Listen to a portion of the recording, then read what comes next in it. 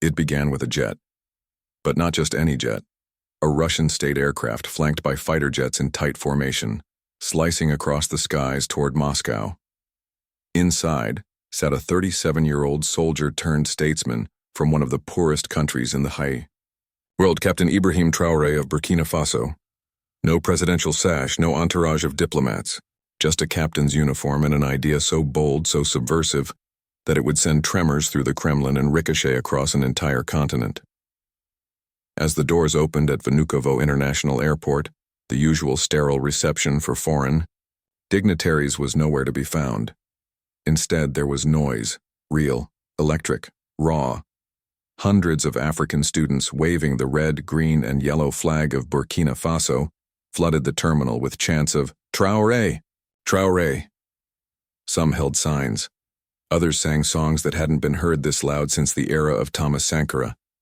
Phones were up, cameras were rolling, and for a moment, the spotlight of international diplomacy didn't rest on a superpower, but on a captain, an enigma, who had come to Moscow not to beg but to dare. This was not the scene most in the West wanted the world to see, and yet here it was, a man who defied the usual narrative of African leadership. No pitiful handshake for loans, no behind-closed-doors pleas for weapons. Traoré came with something far more dangerous than demands. He came with clarity. And clarity, in a world addicted to confusion, is a weapon more powerful than missiles. In the halls of Russian power, Traoré would deliver a speech that no one expected. It wasn't just a diplomatic statement. It was a line in the sand, a blueprint for a new Africa built not on aid, but on audacity. Where other leaders flew in to ask for debt relief or development grants, Traoré walked into the Kremlin and asked for knowledge. Let that sink in. Not weapons, not money, not troops, knowledge. To understand why that matters, you have to understand what it shattered.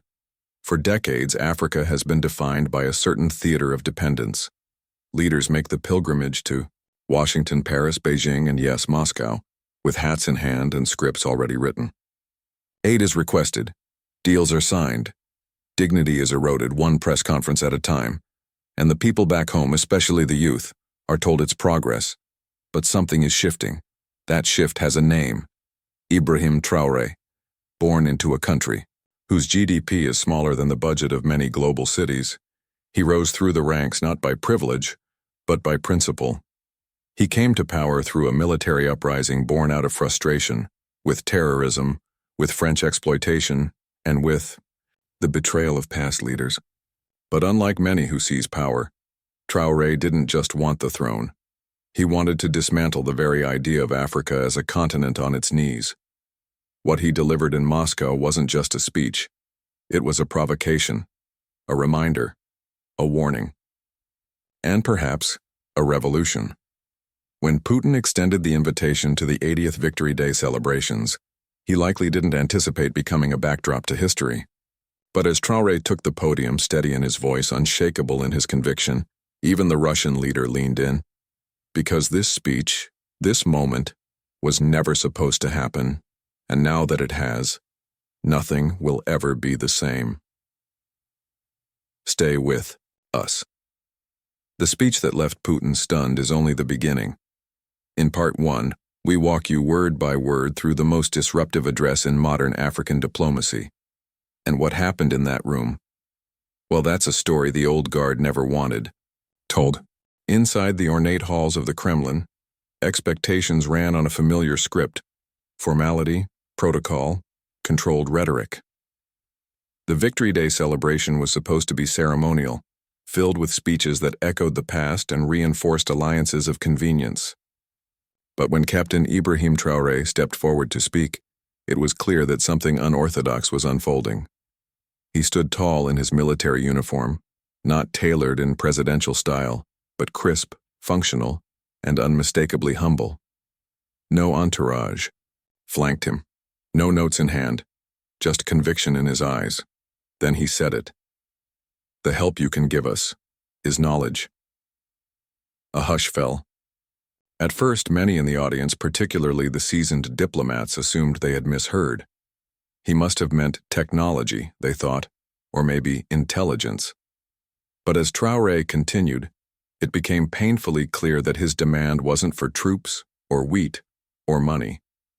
It was for something far more subversive: intellectual sovereignty. We ask for the most powerful form of support, the transfer of knowledge, the sharing of experience. No one had ever come to Russia asking for this. Most African leaders, whether from the halls of Nairobi, Abuja, or Kinshasa, had arrived with memorandums of financial requests, agreements inked in desperation, quietly trading sovereignty for short-term gains. Not Traoré. His request for scientific collaboration, for education, for research partnerships was a declaration of war. Not against any nation, but against an entire mindset that had kept Africa on its knees. He didn't flinch. He didn't waver. And what followed was poetry disguised as policy. Here in Russia, you have deep wells of knowledge under a tree with strong roots, a tree we hope to learn from so that we too may grow. At that moment, you could feel the room split in two, those who were witnessing just another speech, and those who realized they were witnessing a shift in the axis of African identity. Inside the Kremlin, Russian officials exchanged glances. Even President Vladimir Putin, who rarely betrays emotion, leaned slightly forward in his seat. Here was a leader who had declined the usual currency of political leverage and instead sought something more lasting, more dangerous: the ability for his people to think independently. Outside, in the digital streets of X, formerly Twitter, WhatsApp groups, and Telegram channels across Africa, the reaction was instantaneous. Videos of the speech began circulating even before it ended. You could hear voices in the background of amateur recordings, African students in Moscow audibly gasping, crying, clapping. To them, this wasn't just a speech, it was prophecy. One post read, "Traoré didn't go to Moscow to represent a country. He went to reclaim a continent's soul." Another said, "For the first time, we didn't cringe watching an African leader abroad." And perhaps the most shared quote came from a student in the crowd at Vnukovo Airport. "He didn't come to take. He came to awaken." In sharp contrast, other African leaders attending the same Victory Day celebration were treated as background noise. Presidents from Zimbabwe, Guinea-Bissau, Equatorial Guinea, and Egypt were all present. Their arrivals barely registered. Their speeches, if they gave any, passed through the air like forgotten memos. There were no chants for them. No media buzz. No organic movement swelling on social platforms in their name. Traoré, a captain with no formal diplomatic training, had just done what decades of African statecraft had failed to do. He had captured the imagination of a people, long disillusioned by their leaders. And the method? By flipping the script. Where most would ask for charity, he demanded dignity. Where others sought aid, he pursued autonomy. Where the playbook called for compliance, he offered defiance with grace. This moment crystallized something deeper. Traoré wasn't just speaking on behalf of Burkina Faso. He was speaking to, and for, an entire generation of Africans who were sick of the dependency narrative. He was speaking the language of Sankara, of Lumumba, of Nkrumah, but repackaged for a digital generation raised on disappointment and craving clarity. That is what made it radical. The message wasn't about war. It was about mindset. It wasn't an economic policy. It was an intellectual rebellion. We want to produce more for ourselves, stand on our own feet, make Burkina Faso a hub of learning where young Africans can come and study science. With those words, Traoré painted a vision of Africa that wasn't begging for inclusion, but preparing to lead. He invoked not pity, but pride. And he did it all without raising his voice. His tone was steady, his delivery was measured. But the power behind each sentence was undeniable. Analysts in Paris and Washington scrambled to reframe the narrative. Commentators tried to dismiss it as mere optics. But the ground was already shifting. The speech had set off a tremor, a slow-moving quake whose shockwaves would ripple into boardrooms, think tanks, and youth movements across the continent. The symbolic weight of the gesture, the rejection of military aid in favor of academic collaboration, wasn't lost on the Kremlin either. Putin's administration, seasoned in reading geopolitical winds, recognized the subtle brilliance of what Traoré was doing. By not asking for arms, he left the door open for true partnership without posturing as a pawn. It was soft power warfare. And Traoré was winning. As the speech concluded, there was no thunderous applause, not because it wasn't powerful, but because those in the room were stunned. Diplomats sat frozen, processing. Some exchanged forced smiles. Others whispered into phones. A few even looked down, unwilling to meet Traoré's eyes because they knew they had just witnessed a line in history being drawn, and they weren't on the right side of it. The aftershocks of that moment rippled far beyond the gilded walls of the Kremlin. In Accra, youth groups began organizing teach-ins around his speech. In Nairobi, student unions issued solidarity statements. In Addis Ababa, cafes played the clip on loop. A continent had heard the call, and it didn't sound like a cry for help. It sounded like a drumbeat.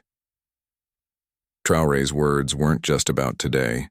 They were a vision of what tomorrow could be if Africa finally chose to believe in itself and make no mistake. He knew exactly what he was doing. This wasn't an improvised speech. It was a masterclass in reframing power, an ideological break with the old guard, a rejection of the dependency virus that had plagued African governance for generations. By the time he stepped down from the podium, one truth had crystallized. Captain Ibrahim Traoré wasn't just rewriting the script, he was burning it, and from those ashes something new had just begun to rise. Captain Ibrahim Traoré didn't just step into the Kremlin to give a speech. He stepped onto the global stage to commit an act of ideological rebellion. His demand for knowledge wasn't simply about books or laboratories. It was a direct indictment of a global system designed to keep Africa dependent, distracted, and disempowered. And while the West took note of his words, it was Africa, especially its youth, that heard the thunder behind the calm. Traoré's critique of African dependency struck at the soft underbelly of what has become known as beggar diplomacy, a cycle in which leaders of resource-rich nations travel to foreign capitals only to return with loans wrapped in red tape and promises tied with chains. He didn't just criticize it, he made it shameful, publicly, unapologetically. "My generation does not understand this," he declared at the Russia-Africa summit. "How can Africa, which has so much wealth, be the poorest continent in the EU world today?" The question wasn't rhetorical, it was surgical, and it cut deep. Traoré positioned himself not merely as a critic of the West, but as a challenger of the entire African status quo. His words were a direct rebuke to presidents like Nigeria's Bola Tinubu, who has leaned on IMF bailouts while his nation's currency collapsed and unemployment soared. Or Kenya's William Ruto, facing unrest at home due to austerity measures tied to international loans. Even Egypt's Abdel Fattah el-Sisi, polished, firm, and a favorite of both Washington and Riyadh, came under silent fire, standing exposed beside a man who speaks with no scripts, no filters, and no allegiance to the old order. But Traoré's power lies not just in what he says, but what he refuses to say. He doesn't beg, he doesn't compromise. And in a world where African leadership has been reduced to a parade of platitudes and photo ops, that refusal is revolutionary. This system, the one he dares to dismantle, is built on modern chains. Not shackles of iron, but clauses in IMF contracts. Not guns pointed at temples, but aid packages that demand the privatization of water systems or the slashing of subsidies. Countries like Zambia, where debt repayments now consume over 40% of national budgets, serve as warnings. Nigeria, awash with oil yet rationing fuel. Ghana, a top cocoa producer yet its farmers earn pennies. These are not mere economic inefficiencies, they are orchestrated dependencies. And Traoré sees them clearly. He also sees the psychological warfare embedded in them. For Traoré, the real poverty isn't material, it's mental. It's the idea that African nations need saving, that leaders should be grateful for crumbs. That sovereignty is negotiable if it comes with infrastructure. This, he says, must end. And the only way to end it is through knowledge, because knowledge can't be recalled, embargoed, or repossessed. Africa doesn't need pity. It needs partnerships. That one sentence, repeated across social media, became a mantra among the African diaspora. In London, students projected it on the side of a government building. In Accra, graffiti artists painted it across overpasses. In New York, a group of Pan-African activists carried banners with that phrase as they marched past the UN headquarters. The idea was catching fire, and fire, once lit, does not negotiate. This ideological war is precisely why the West is rattled. France, in particular, has lost significant influence in the Sahel. Traoré has expelled French troops and diplomats from Burkina Faso, slammed the door on French media, and cut defense ties with Paris. Washington, though more cautious, has made its discontent clear through diplomatic silence and back-channel criticisms. Traoré, they argue, is aligning with Russia. But his supporters argue he's aligning with African interests, and that's what scares them most. The West can tolerate African leaders who are corrupt, authoritarian, or incompetent. It has for decades. What it cannot tolerate is one who is coherent, disciplined, and ideologically independent. That's why smear campaigns have already begun. U.S. AFRICOM Chief General Michael Langley accused Traoré of enriching his junta with gold, a claim made without evidence yet repeated across think tanks and news cycles. French pundits called him a neo-Marxist, playing into Moscow's hands.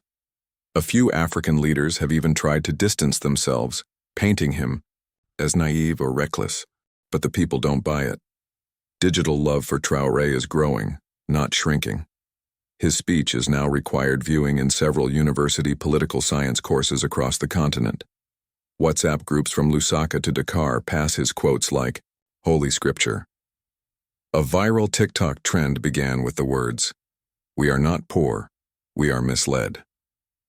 One Ghanaian student posted, "Traoré speaks what our presidents don't even dare to think."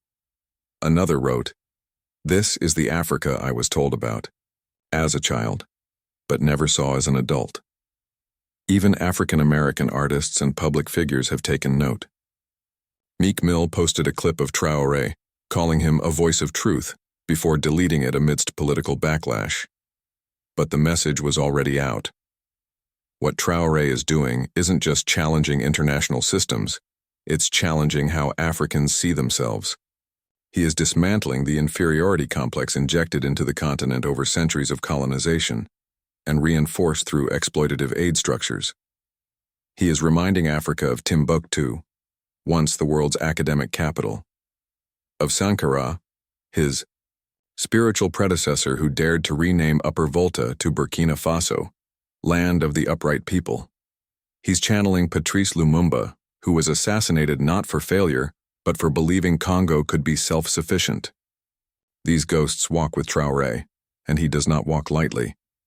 Yet with this clarity comes danger. The backlash will not only come from abroad but from within. African leaders threatened by his rising influence may work to isolate him. International institutions may tighten loan conditions for neighboring states to pressure him indirectly. Media coverage may begin shifting, portraying him as unstable or erratic. But even then, the movement won't slow. Because at its core, this isn't about Traoré the man. It's about what he represents. A rejection of the "thank you for aid" photo ops. A resistance to dependency disguised as development. A rupture in the theater of diplomacy. In every revolution, there is a moment when silence breaks, when fear dissolves, when words become weapons. For Africa, that moment may have arrived in a Kremlin room, when a young captain stood before the world and demanded what no one else dared. Don't give us money. Don't give us weapons. Give us the tools to think for ourselves. And when he said it, it didn't echo. It exploded, and the sound is still traveling. Captain Ibrahim Traoré's power doesn't lie in speeches alone. It lies in the fire behind them. Unlike many leaders who dazzle with rhetoric but falter in execution, Traoré's blueprint is as practical as it is revolutionary. His vision is grounded, not abstract. Tangible, not theoretical. And every part of it pushes against the grain of how African leadership has traditionally operated. At the heart of his agenda is a radical promise. Africa will feed itself. For a continent that holds over 60% of the world's arable land, Yet, imports billions in food each year. That promise feels less like policy and more like prophecy. In Burkina Faso, Traoré has invested aggressively in local agriculture, subsidizing fertilizer production, promoting indigenous farming techniques, and expanding state-owned grain storage facilities. The aim is clear: break the hunger cycle that keeps nations dependent on global food chains. And in doing so, restore dignity to the farmers, who for too long have fed everyone but themselves. But food is only the beginning. Traoré sees education, not merely as an institution but as a defense strategy. "The help you can give us is knowledge," he told Putin, but behind that line was a deeper philosophy. Knowledge is armor. In a world where wars are increasingly waged through debt, algorithms, and disinformation, Traoré's mission is to train minds the way generals train soldiers. He's begun restructuring Burkina Faso's education system to prioritize science, engineering, and technology. Plans are underway to create national research centers, modeled after the Soviet-era polytechnics, with one clear objective: build a generation of African innovators who won't need to emigrate to succeed.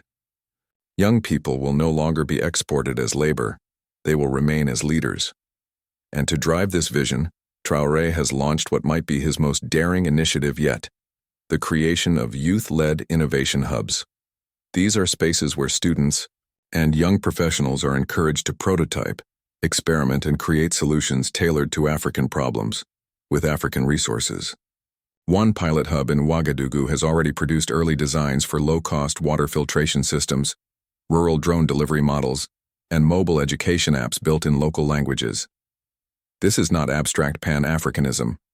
This is engineering at the edge of survival.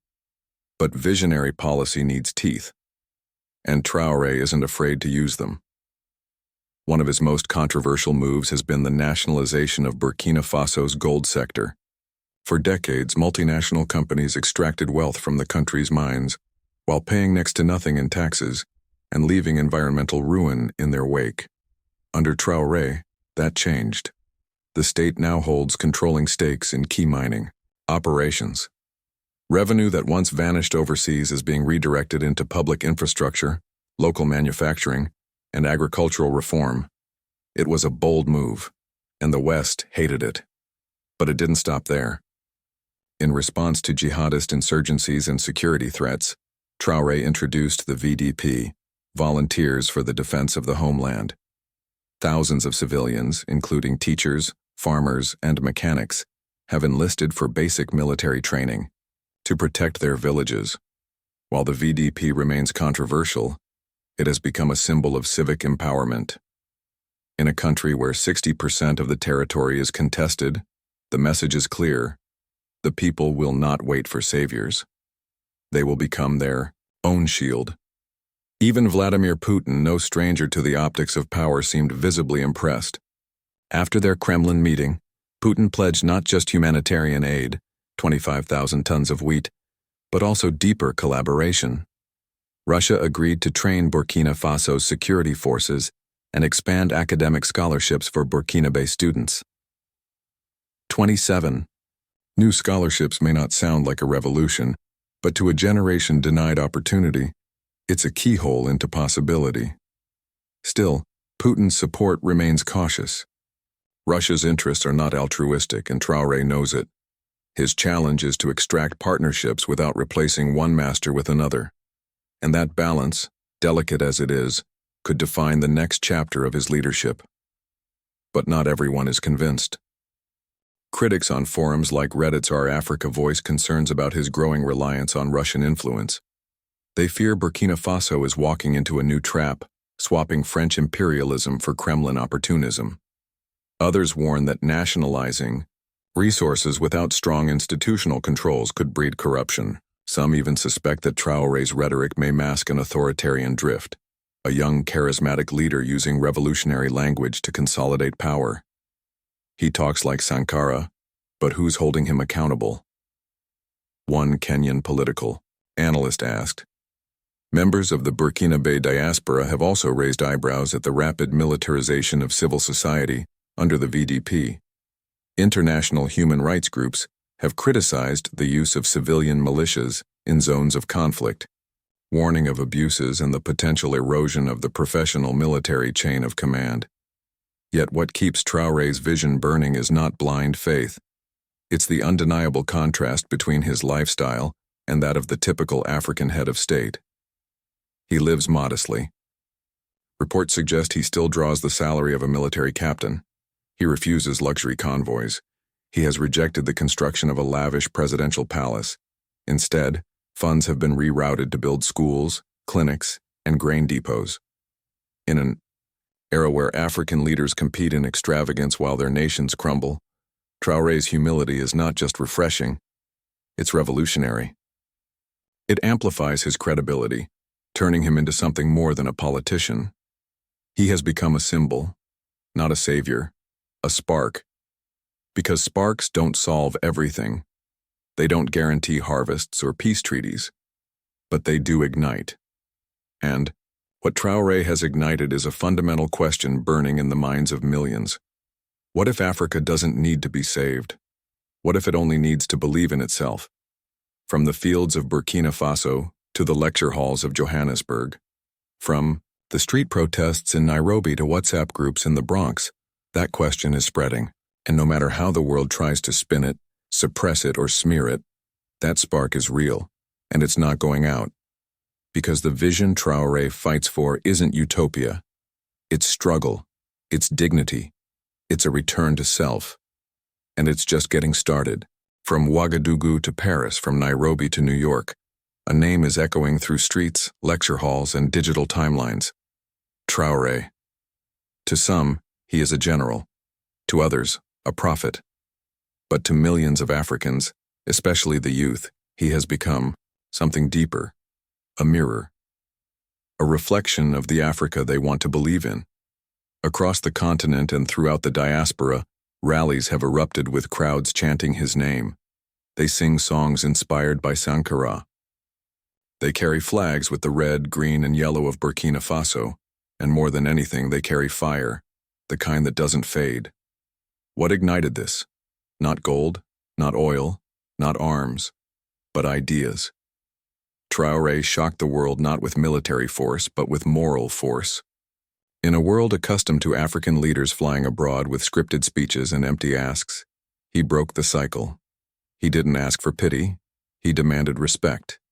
And in doing so, he gave Africa what it had forgotten it owned: voice. His journey to Moscow was meant to be symbolic, but what happened instead was cinematic. He challenged not only the Kremlin, but the very fabric of dependency that has defined Africa's post-colonial identity. With each word, he shattered illusions. With each pause, he reclaimed sovereignty. And when he said, "We ask for knowledge," a continent stood taller. One man demanded knowledge. A continent found its voice. It wasn't just what he said, it was how he said it. Calm, conviction without arrogance, clarity without compromise. And when the Kremlin cameras shut off, the internet turned on. African youth flooded social platforms, quoting his speech like scripture. His face appeared on murals. His voice became ringtone. His words became movement.